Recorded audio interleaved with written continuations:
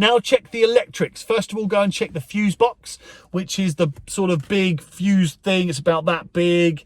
And if it looks old, it is old. I know that sounds really silly, but and it's difficult to describe on a podcast, but if you have a look at the fuse box and you see those big blocks of ceramic style or plastic fuse boxes that are plugged into the fuse box, then that's an old style fuse box which will need replacing. It's now illegal to rent out properties with that style of fuse box. Now, it's not the biggest cost in the world, but it is a cost, and you'll have to get that. You'll have to include that in your calculation. But also the wiring. And actually, a new style, before I go into the wiring, the new style fuse boxes are the ones with the switches, the little plastic switches that just make life a whole lot easier.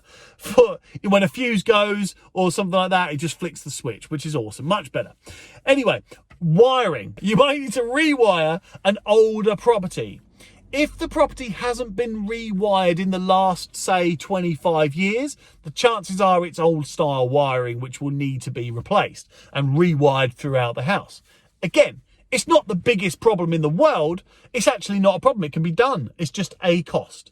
So a quick way to check on that, by the way, is that old wiring is the red, black, and green wires, if you remember, and the new wiring is blue, brown, and a stripy green and yellow. So remember that on the electrics. If it's not been rewired in the last 25 years or so, the chances are it's probably the old style wiring. It will need to be redone.